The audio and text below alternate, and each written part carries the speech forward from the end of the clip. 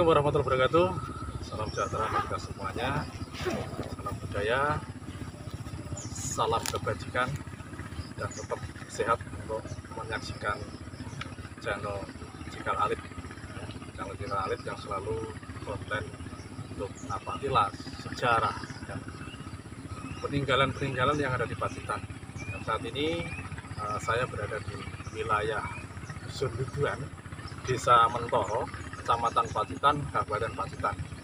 Mengenai Ki Ageng Maghribi yang berada di sini dan Ki Ageng Lebida di hari ini. Ini sejak kapan nih sebenarnya Ki Ageng Maghribi itu di sini dan mungkin membedah wilayah ini? Baik, jadi tidak lepas dari sebuah kronologi sejarah berdirinya Kerajaan Demak, kemudian berdirinya Kadipaten Ponorogo. Jika Demak berdiri pada tahun 1475 Masehi, kemudian Ponorogo menyusul pada tahun 1486 kurang lebih ya, berdasar prasasti Watu Gilang yang di sana, yaitu tepatnya kalau hijriahnya sekitar tahun 901. 901 itu Ponorogo berdiri hijriahnya. Nah, kalau untuk tahun sakanya 1418. Nah, Syekh Maulana Maghribi itu datang jauh sebelum berdirinya Kadipaten Ponorogo, karena beliau mengemban amanah dari Kesultanan Demak untuk menyebarkan agama Islam di daerah Pacitan. Saya tidak menyebutkan sebagai daerah Wengker Kidul ataupun daerah Wengker ya, sini merupakan kadipaten sendiri. Nah, di sini ini ada seorang tokoh besar, penguasa wilayah, tapi sekelas Brahmana, bukan sekelas kesatria, yaitu yang bernama Ki Ageng Buwono Beling.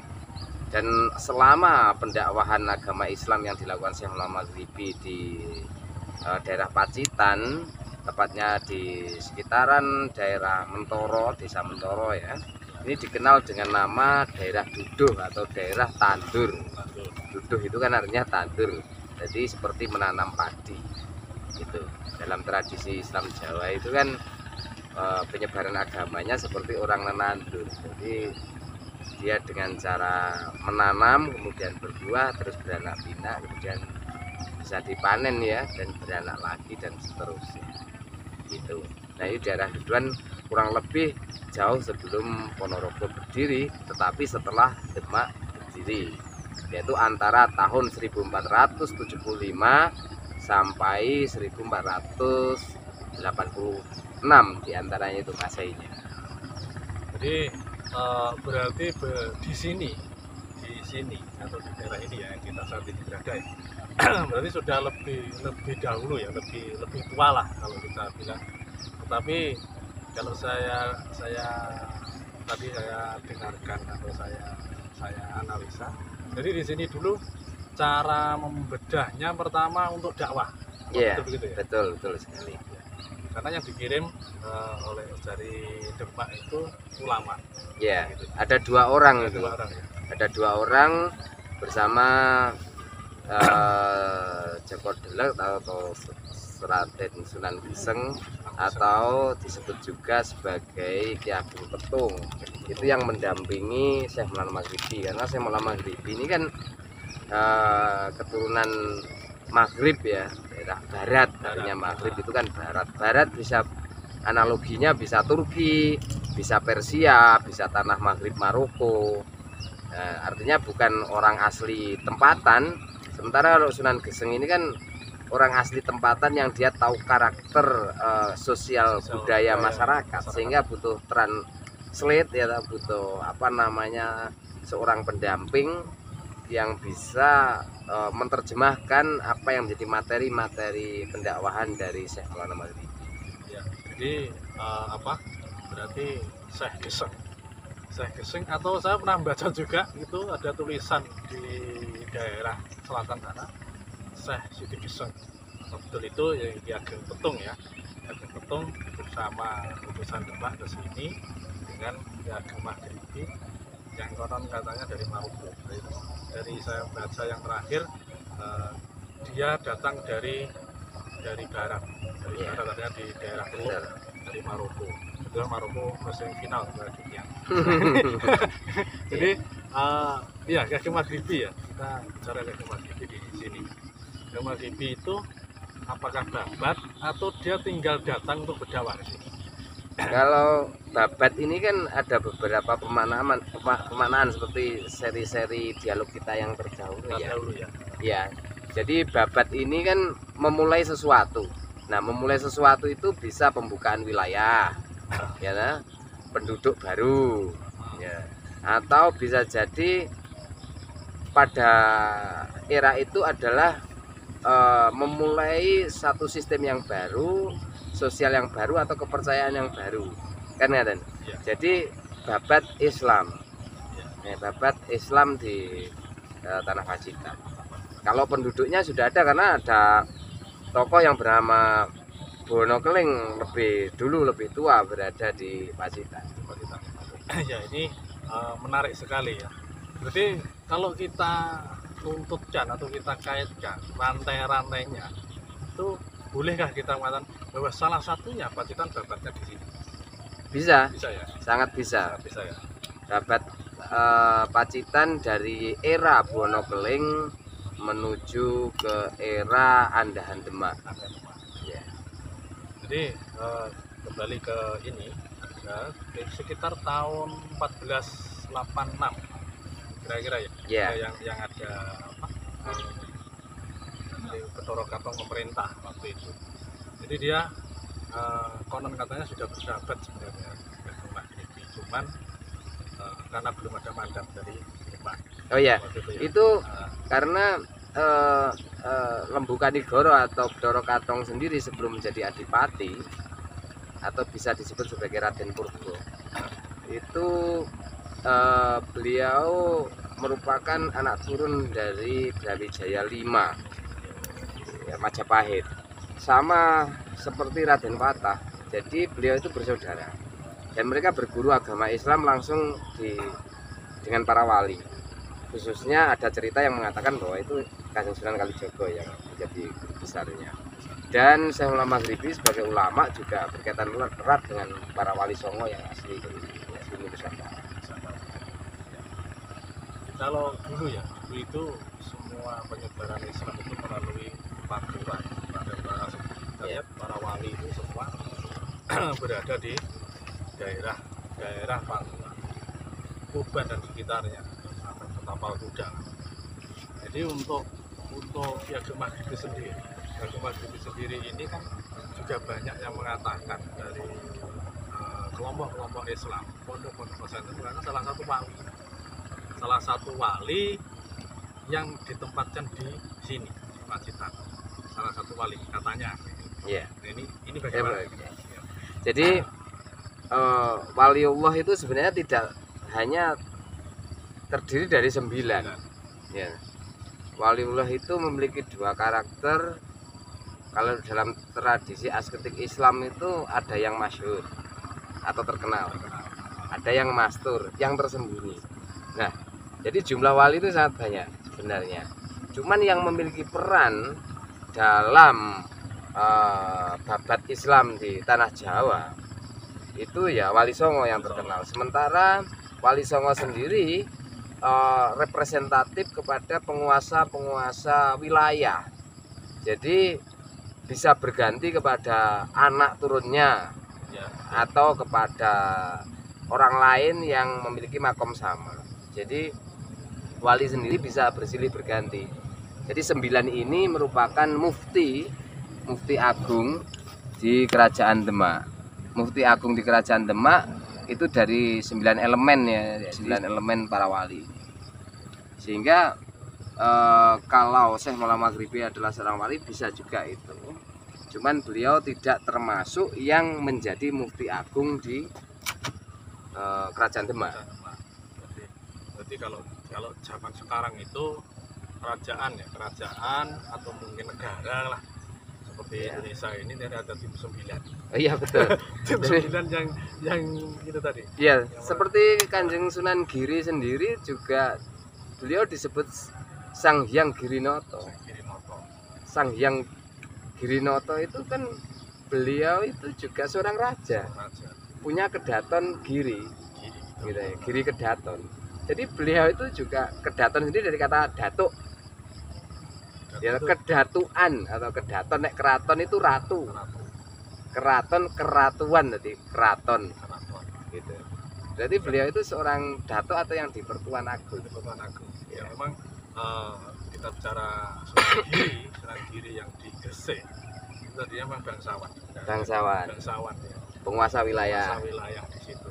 Nah, sekarang Kalau saya malam Maghribi kan tidak. tidak. Saya para Maghribi memang dia seakan sebagai ustadz guru besar lah Ya, ada di daerah sini. Tapi salah satu pembakat ya, atau yang dapat di daerah betul. wilayah ini ya, wilayah kita ini yang saat ini kita ngobrol. Nah ini kembali ke Maghribi ya, Ki Ageng Maghribi. Kepada Maghribi yang saya sering bertanya berkaitan dengan Ki Ageng Lebira. Ini apa? Oh, Hubungan iya. backgroundnya ini. Yang Ki Ageng Lebira ini adalah orang lokal atau wong Jawa cekek, nah, ngarani kan Jawa cekek Jawa asli cekek. dari daerah Duduhan, Duduhan tepatnya ini. Duduh itu, Duduhane Bintoro atau Duduhan Mentoro ini. Jadi orang yang asli tempatnya yang kemudian dididik menjadi santrinya Syekh Maulana Maghribi, memiliki makna, namanya itu kan mungkin juga apa sebutan sebutan gelar. Benar. Lebirah sendiri dikonotasikan lebih terturah. Betul, Jadi betul. orang yang lebih dan orang yang turah. Jadi beliau adalah seorang saudagar yang mensponsori adanya dakwah di lokasi ini. Terima kasih. Jadi Ki Ageng Lebirah sendiri memiliki putra Raden Joko Kembang Sore yang menjadi daerah Bangsri, sebelahnya Duduhan gitu. Yang kemudian menyebarkan pengaruhnya di daerah Bangsri dan sekitarnya. Sebenarnya. Jadi orang lokal yang istilahnya kalau dulu itu ya sekelasnya mantri atau lurah, Wah, ya mungkin pimpinan lah di sini. pimpinan di sini. Betul. Dan kemudian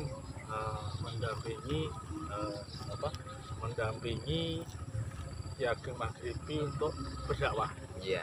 Untuk Dan mengislamkan satu hal lagi, bahwa daerah Nanggungan ya toh, sebelah sana ya. yang sebelah utara Sungai Grindulu ini dulunya berada di selatan Grindulu. Iya betul. Nah, jadi Di sini Duduhan dengan ya. Nanggungan itu satu area di selatan Sungai Grindulu.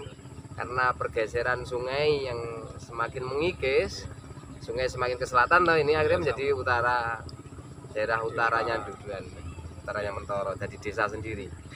Nah, dulu itu ada pesantren di Duduhan ini ya, pesantren juga yang kemudian berpindah ke Nanggungan.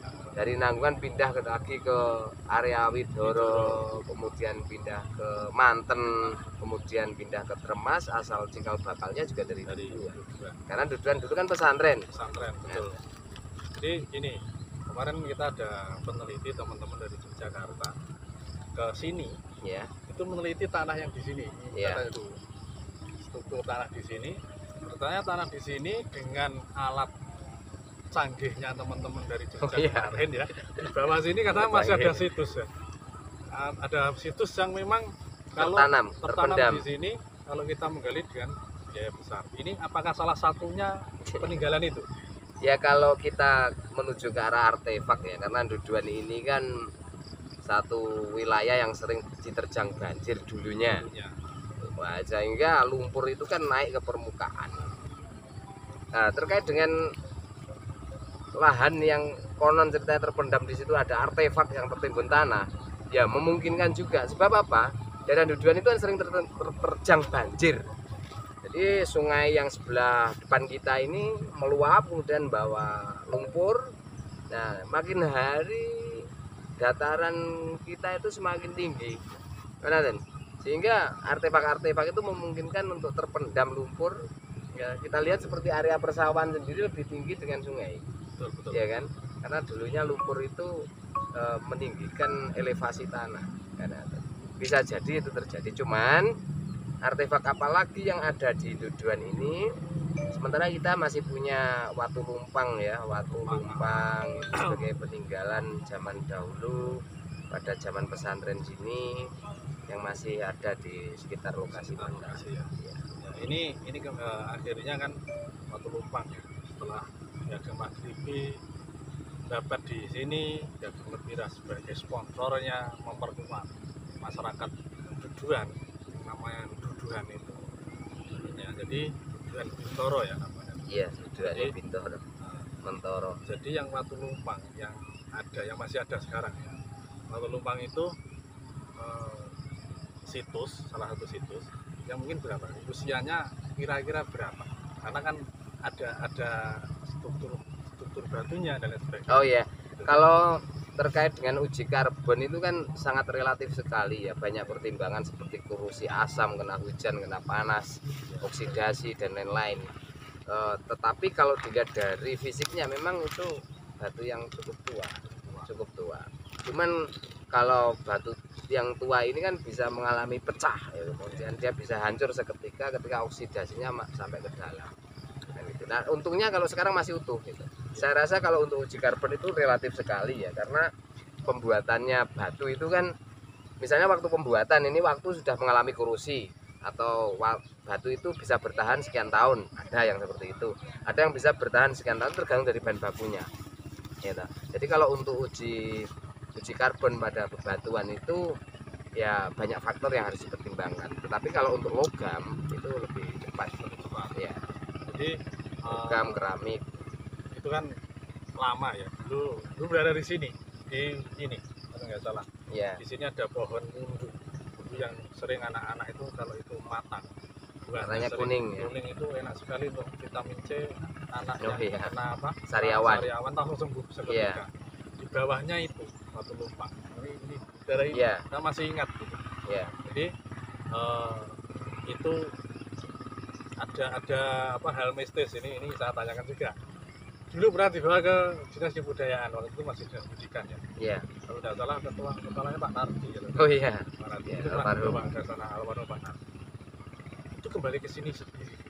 Nah ini message Banyak sekali. ini ya. Banyak sekali. Jadi Seperti dulu itu itu juga. ada istilahnya watu ketu dan watu Iya. lumpang yang kemudian digelundungin yang kali. Tiba-tiba besoknya sudah mentas. Padahal itu berat itu. Ya betul. Ya. Itu pada tahun 60-an itu pakai anak-anak gelundungin yang kali mentas dewi. Besoknya sudah kembali Sudah lagi. kembali. Ya kan batunya masih ada itu. Masih ada. Masih ada. Ya, sampai sekarang masih ada itu. Nah, apakah itu mitos atau yang kemudian dibesar-besarkan, atau tapi ternyata juga banyak saksinya, Banyak saksinya. saksi mata. Saya masih ingat itu. Ya, Jadi Watu Lumpang ya, Watu Lumpang yang kira-kira usianya 500 tahun. Itu ya, kan ada penelitian juga. Nah ini berarti ada kait hubungannya dengan daging lebira, kalau nggak salah Iya. lebira dan Piagam Maghribi ya. Nah itu kan seperti itu yang bisa. Nah ini menurut saudaraku, temanku, Mas Kompleh, Kang Kompleh lah, Kang Kompleh. Ini seharusnya bagaimana nih Watu Lumpang nih seharusnya? ya. Sebenarnya sih di batu itu dulu sudah pernah kita apa ya, kita diselamatkan lah oleh masyarakat ya. Kemudian diletakkan di situs, kita dibuat situs demikian rupa. Tetapi karena bencana banjir kemudian mengharuskan batu itu harus dipindah. Akhirnya dipindah di atas tanggul. Kalau dulu ada observasi di sana, kemudian dibangunkan tempat untuk ziarah juga ya, ada pohon nogosari kembar, terus sekarang sudah hilang ya. Nanti ada beberapa video yang nanti ataupun foto yang bisa saya kontribusikan sebagai background pada masa-masa ketika itu masih ada. Nah, itu seharusnya ya, walaupun itu bukan kewajiban secara mutlak, tetapi untuk menjaga nilai-nilai sejarah itu sebaiknya diselamatkan ya, karena sebagai bukti sejarah adanya peradaban di Duduhan, peradaban tua, salah satu peninggalan. Ya, salah satu peninggalan yang mungkin ini harus ada yang menjaga atau mungkin membuat sesuatu yang menjadi daya tarik untuk masyarakat yang kurang tahu ya. Jadi misalnya buat wisata sejarah ini bagaimana? Ya, permasalahannya satu-satunya artefak yang ada tinggal itu, artefak ini apa ya istilahnya ya peninggalan ya apa karya. Jadi yang bisa kita sajikan sebagai sumber cerita ya tinggal itu. Kalau itu sudah tidak ada ya tinggal cerita saja, cerita lisan atau data sekunder dari kisah-kisah yang kita tulis, dari kisah-kisah yang kita baca, kemudian kita rekonstruksi lagi, hanya cerita saja. Tapi kalau ada artefaknya kan sebagai penguat ya. Sejarah yang ada di Sejarah, sini ya. salah satunya adalah salah satu bukti ini tua, Iya. bahwa di sini lebih tua dari mungkin dari Kabupaten Pacitan ya, Ya. mungkin sebelumnya, dan itu salah satunya. Ya, ini menarik ya. Episode kemarin kita ke Bonokeling ya. Ya. Bonokeling. Terus sekarang perseteruan Bonokeling dengan Ki Ageng Petung, dan salah satu andil juga Ki Ageng Madi Ya. yang mempunyai salah satu strategi walaupun dia itu punya strategi perang yang tidak dipunyai oleh Ya. yang lain. Nah ini perseteruan ini bagaimana alkisahnya? Ya ini yang agak carut marut ini. Jadi masalah kita itu ada 350 tahun dijajah Belanda, Ya. kemudian ada yang namanya politik etis. Ini dulu yang harus Ya, kita bedah dulu. Politik etis itu termasuk salah satu edukasi. Sejarah-sejarah itu yang dulunya menjadi khasanah itu menjadi bumerang bagi kita sendiri. Kan begitu. Jadi dalam historiografi Belanda itu ciri khasnya adalah Islam itu penjahat, Islam itu radikal, Islam itu teroris, Islam itu tukang jagal, berperang dengan pedang yang tidak terbukti sama sekali. Nah, Betul. dalam salah satu naskah Babad Pacitan di situ, kalau kita salah menginterpretasikan bahwa Islam itu sadis, Islam itu teroris, karena apa? Bonokeling tidak mau masuk Islam maka disembelih kemudian dimutilasi. Itu hati-hati. Jadi ini adalah dari hasil historiografi Belanda atau kolonialisme, yang mana intinya adalah bagaimana memposisikan ketika penyebaran Islam di duduan itu selalu diwarnai dengan politik ya, dan intrik peperangan yang sadis. Nah ini yang perlu kita luruskan. Kalau Mbah Maghribi itu kan tidak ada urusannya sama sekali, dia hanya dakwah saja.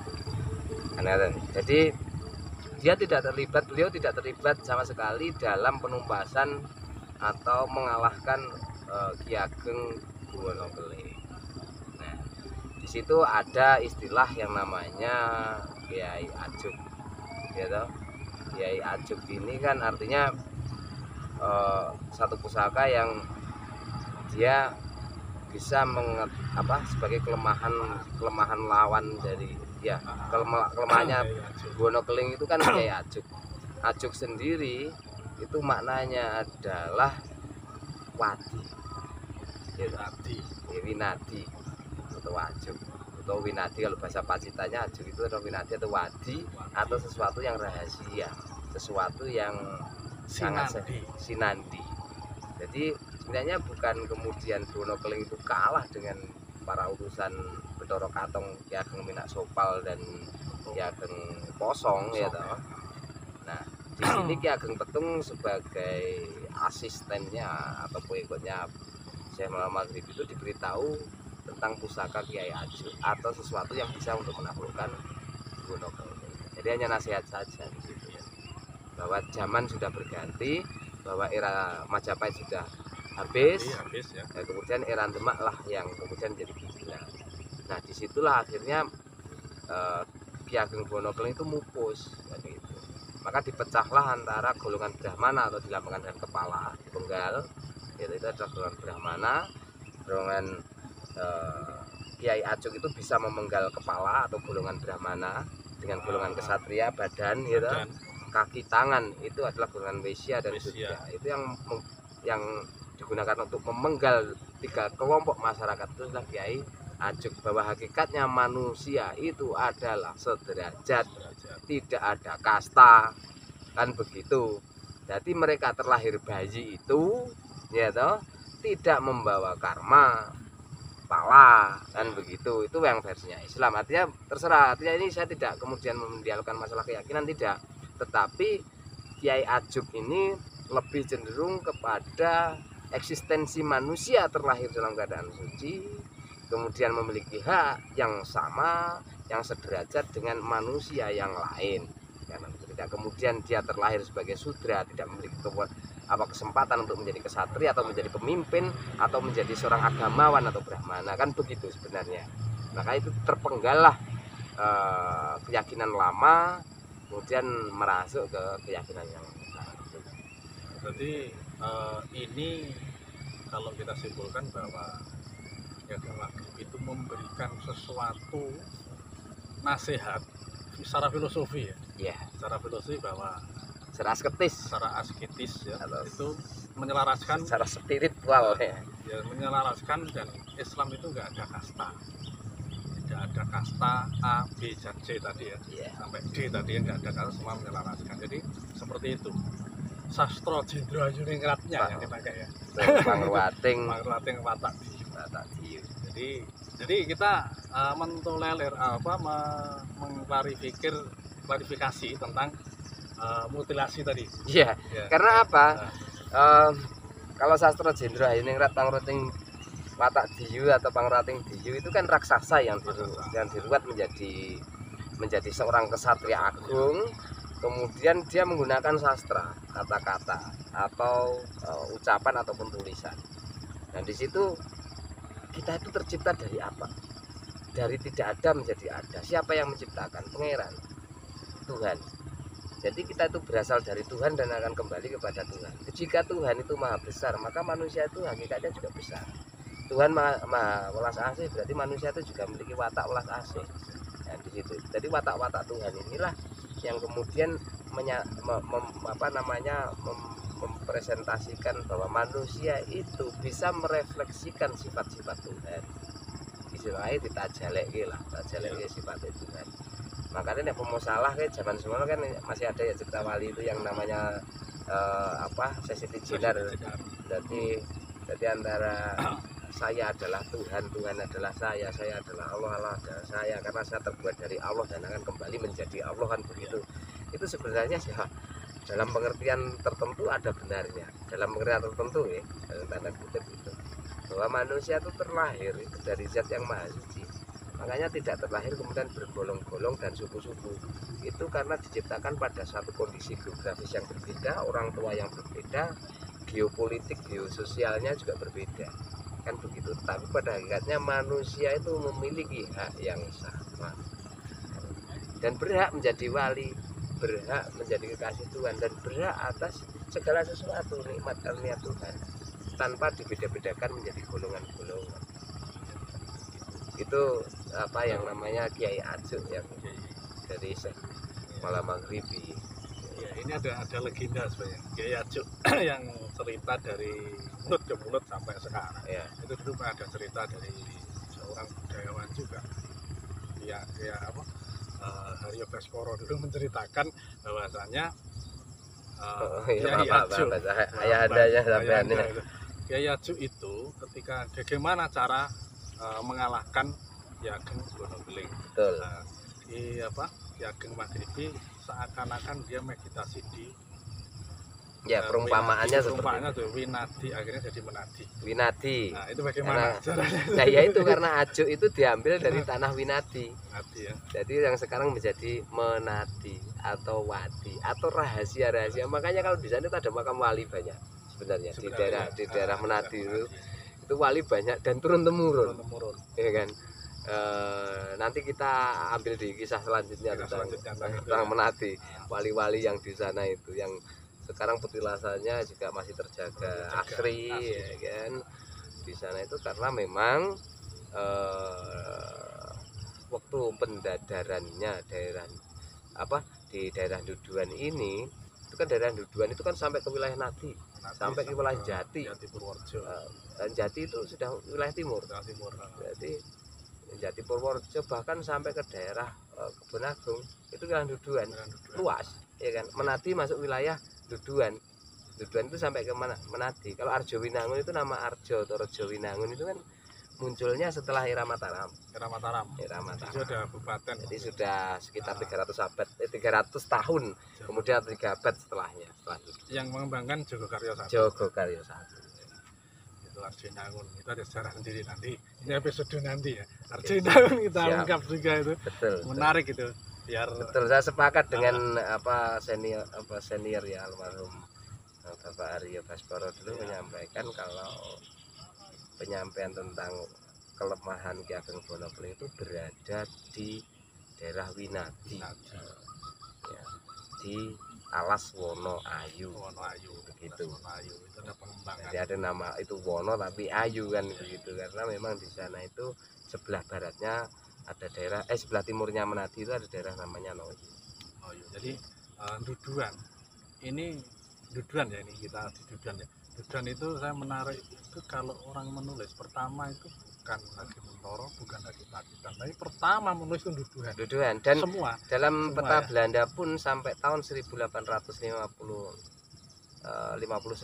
yang di apa namanya diciptakan atau dibuat pada tahun 1830 ya, itu Belanda itu masih menuliskan Duduan.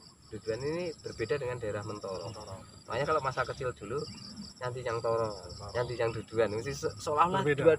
dua daerah yang berbeda, yang berjalan, padahal itu aslinya satu desa. Satu desa. Karena apa? Dulu itu memang ada daerah Duduan dan ada daerah Mentoro, ada daerah Jati, gitu. Jati. Ada daerah Bengkal, kemudian ada daerah Tanjung Sari, Nanggungan, ada daerah Nanggungan, kan.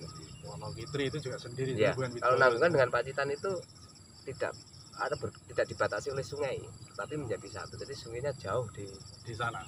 Setelah hampir kemerdekaan ya. kemerdekaan dipecah jadi dua daerah. Jadi Dan disatukan. Jadi Mentoro gitu. Jadi Ya. Duduan berarti daerah tua sebenarnya. Ya. Daerah tua dan Lebih. salah satu pelopor Pacitan. Waktu Suraketipo itu masih di sini masih namanya masih Duduan. Masih Duduan. Belum lagi yang lain. Era Suraketipo Nanggungan itu masih selatan sungai. Selatan sungai dan di sini Betul, Katembangan kan. Iya, Katembangan. Nah ini tanya Katembangan. Nah ini kembali ke tadi ya, kaitan dengan Watu Lumpang yang saat ini kita lihat ya di sana. Nah, ini situs Watu Lumpang yang kira-kira umurnya 500 tahun lebih lah kalau kita lihat dari segi struktur batunya. Sudah terbukti dari sudah ada 5 yang meneliti sama pendapatnya. Nah ini harapan kita dengan situs itu. Ini harapan kita ya dengan sejarah itu. Ini nanti kita ungkap lebih dalam lagi suatu saat untuk mengangkat ini daerah tua di Pacitan. Itu bagaimana, apakah hanya sekedar digitukan atau mungkin ada hal-hal lain karena itu berkaitan dengan penyebaran Islam di sini. Itu bagaimana lagi? Saya yakin ya masyarakat Duduan itu bangga akan peninggalan dari leluhurnya, dan sekarang juga sudah disisihkan, diamankan. Nah, barangkali nanti ke depan ada satu langkah-langkah konkret untuk diabadikan, bisa jadi itu nanti kita pindah ke balai desa atau apa namanya. Ya, betul. Kemudian kita jaga sipusannya. Ya. Jadi kalau artefak itu lama-lama juga terkikis oleh alam, ya kita sudah tidak punya lagi